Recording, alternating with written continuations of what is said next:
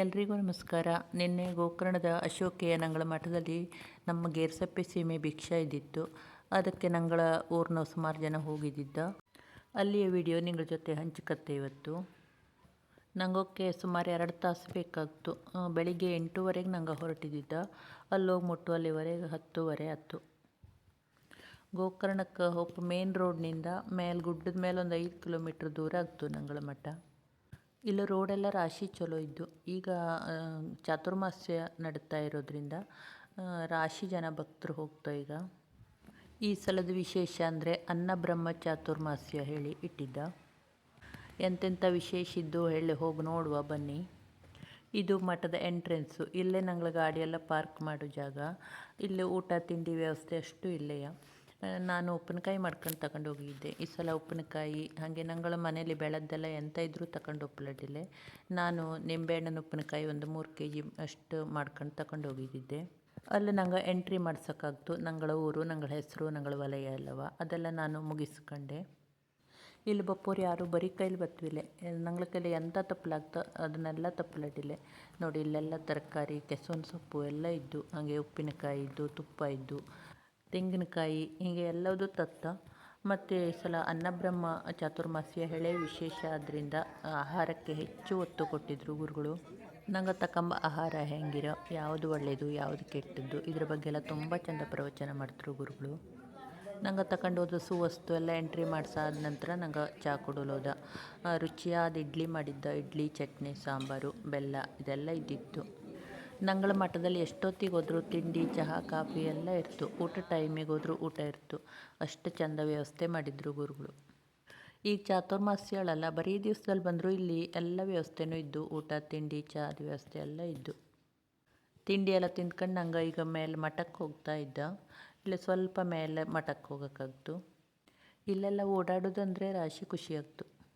ಬನ್ನಿ ಈಗ ಮಠಕ್ಕೆ ಹೋಪ. ಇಲ್ಲಿ ಗುರುಗಳು ರಾಮಪೂಜೆ ಮಾಡ್ತಾ ಇರ್ತರು. ನಂಗೆ ಕೇಕ್ ಸಿಗ್ತಾ ಎಂತಾಗ್ತು ನೋಡ.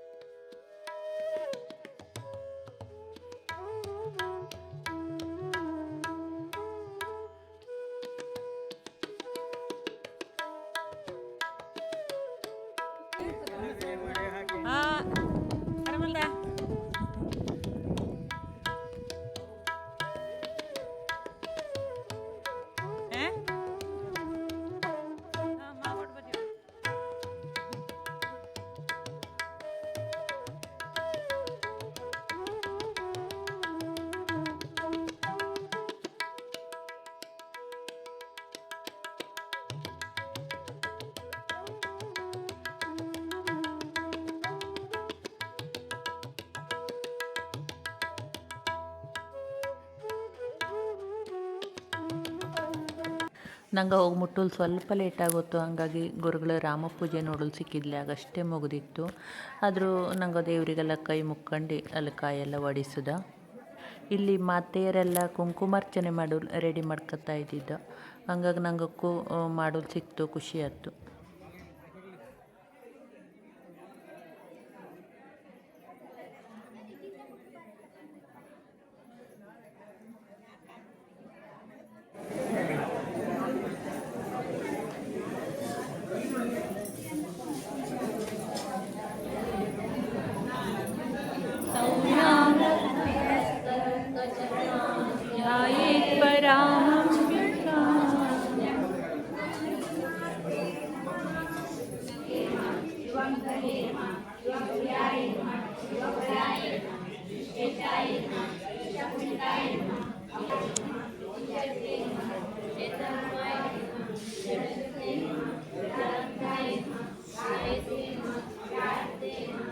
सर्ववरदे सर्वदुष्टभयङ्करी सर्वपापहरे देवी महालक्ष्मी नमोस्तुते. देवी भक्तिमुक्तिप्रदायिनी मंत्रमूर्ते महादेवी महालक्ष्मी नमोस्तुते.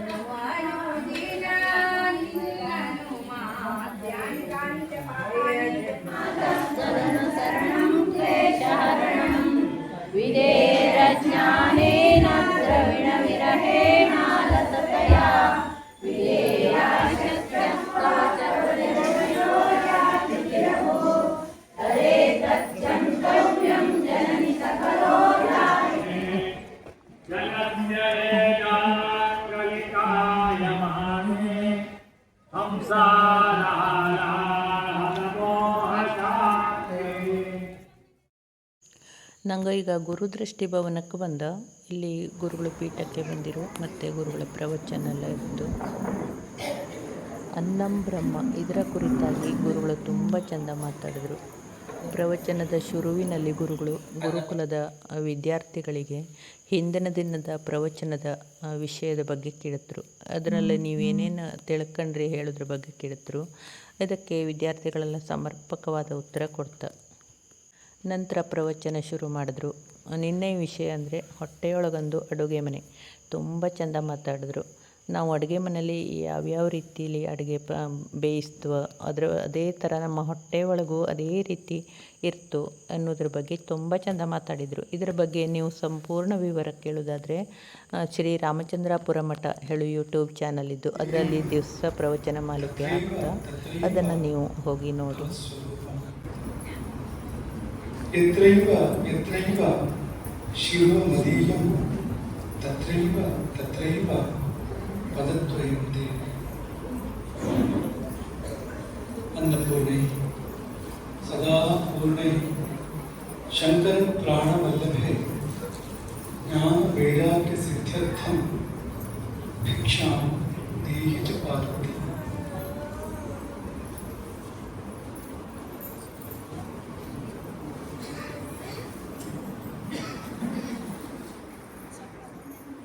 ಈ ಕುರಿತಾದ ಪ್ರವಚನ ಸರಣಿಯ ಮುಂದುವರಿಕೆ.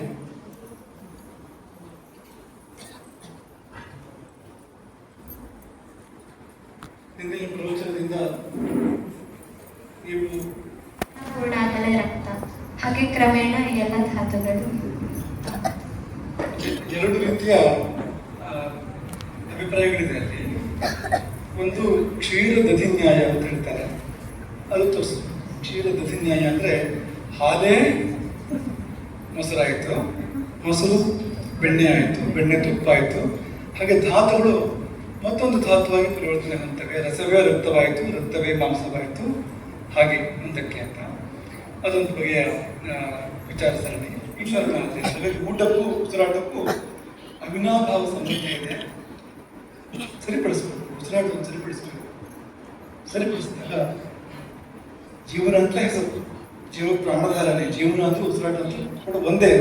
ಹಾಗಾಗಿ ಅದನ್ನು ಸರಿ ಮಾಡಿದಾಗ ಜೀವನವೂ ಸರಿಯಾಗಿ ಸಾಧ್ಯ ಇದೆ. ಹೇಗೆ ಅಂದರೆ ಹಲವು ರೀತಿ ಹೇಳ್ಬೋದು. ಒಂದು ಇದು ಅಗ್ನಿ ಸರಿಯಾಗುತ್ತೆ, ಪ್ರಾಣಗಳು ಸರಿಯಾಗುತ್ತವೆ, ಅಗ್ನಿ ಸರಿಯಾಗುತ್ತೆ, ಊಟ ಸರಿಯಾಗುತ್ತೆ, ತನ್ನ ಮೂಲಕ ಎಲ್ಲವೂ ಸರಿಯಾಗುತ್ತೆ. ಬ್ರಹ್ಮಲೋಕೆ ತುಪರಾಂತಕಾಲೇ ಪರಾಮೃತ ಪರಿಮುಚ್ಯಂತಿ ಸರ್ವೇ ದಹ್ರಂ ವಿಪಾಪಂ ಪರಮೇಶ್ವಭೂತಂ ಯತ್ಪುಂಡರೀಕಂ ಪುರಮಧ್ಯ ಸರ್ಗಸ್ಥಂ ತತ್ರಾಪಿ ದಹ್ರಂ ಗಗನಂ ವಿಶಾಖಸ್ತಸ್ಮಿನ್ ಯದಂತಸ್ತದುಪಾಸಿತವ್ಯಂ ಯೋ ವೇದಾದೌ ಸ್ವರಸ್ಪ್ರೋಕ್ತೋ ವೇದಾಂತೆ ಚ ಪ್ರತಿಷ್ಠಿತಃ ತಸ್ಯ ಪ್ರಕೃತಿಲೀನಸ್ಯ ಯಃ ಪರಸ್ಯ ಮಹೇಶ್ವರಃ ಇದಾಂ ಮೇ ವಿಷ್ಣೋಃ ವಿಚಕ್ರಾಮಾಯಿ.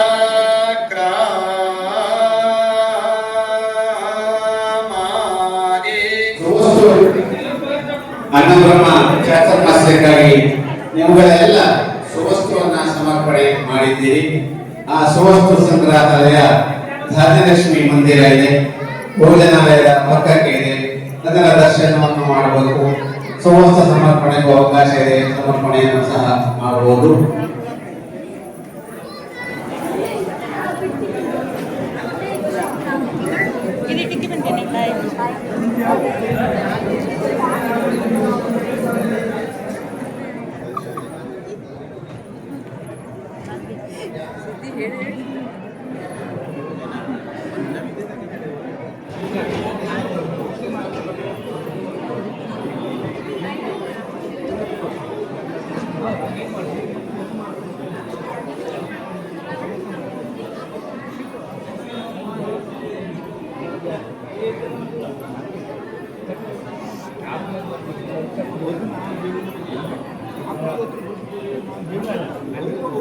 ಅವು ಹೊರಗಡೆ ಮಾಡ್ಕೊಂಡು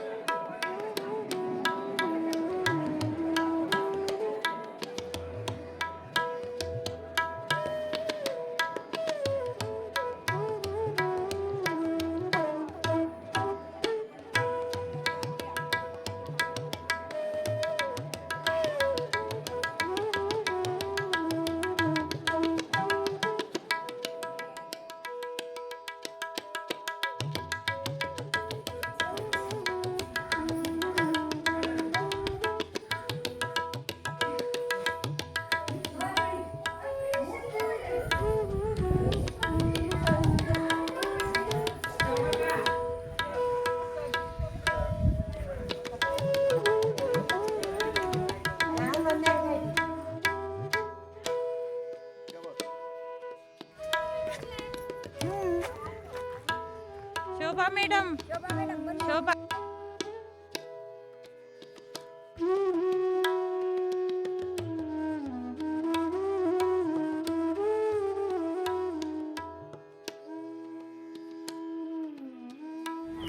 ಮತ್ತೆ ಯಾವಾಗ ಬರ್ತೇವೆ ಶೋಭಾ?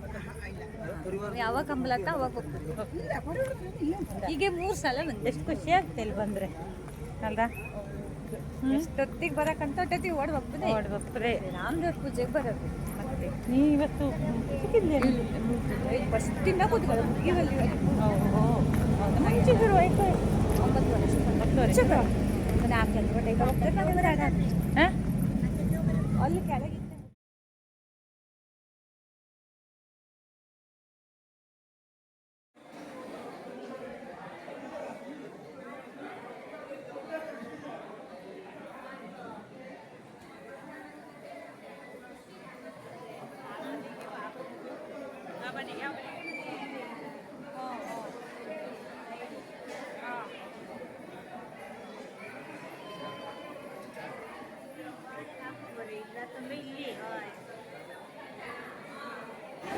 ಕುಂತಿಯೇ ಊಟಕ್ಕಿಂತ ಮೊದಲೇ ಅನ್ನಬ್ರಹ್ಮ ಚಾತುರ್ಮಾಸದಿಂದ ಊಟಕ್ಕಿಂತ ಮೊದಲೇ ತಿಂದು ಎಲ್ಲ ಒಳ್ಳೆಯದು. ಊಟ ಆದಮೇಲೆ ತಿಂಗುದಿಲ್ಲ ಅಗ್ನಿ ಥ್ಯಾಂಕ್ ಯು.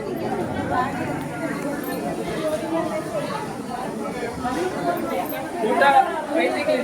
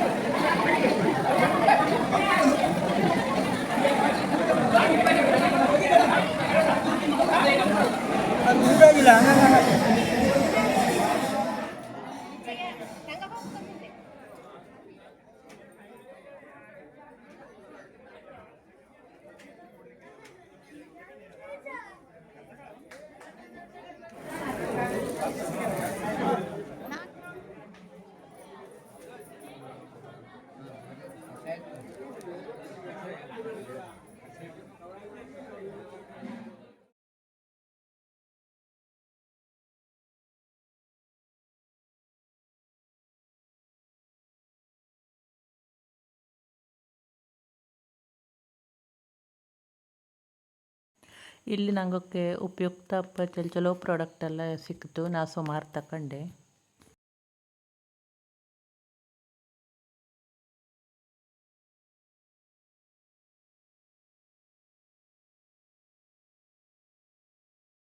ಬಂದ್ರ ನಂಗಳ ಟೀಮ್ನವರೆಲ್ಲವ ಹೆಂಗಸ್ರ ಅಂತ ಬರ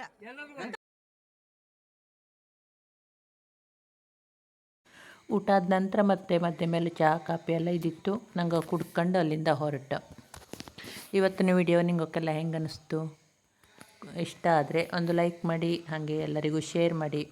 ಸಾಧ್ಯವಾದರೆ ಈ ಮಠಕ್ಕೆ ಒಂದು ಸಲ ನಿಂಗನೂ ಬನ್ನಿ. ತುಂಬ ಚೆಂದ ಕಾರ್ಯಕ್ರಮ ನಡೀತು. ಎಲ್ಲರಿಗೂ ಇದು ಖುಷಿಯಪ್ಪಂಥ ಕಾರ್ಯಕ್ರಮ. ಮತ್ತು ಯಾರಾದರೂ ಹೊಸಬರು ನನ್ನ ಚಾನಲ್ ನೋಡ್ತಾ ಇದ್ದರೆ ಸಬ್ಸ್ಕ್ರೈಬ್ ಮಾಡ್ಕೊಂಡು ನೋಡಿ ಹೇಳಿ ಕೇಳ್ಕತ್ತೆ. ಧನ್ಯವಾದಗಳು.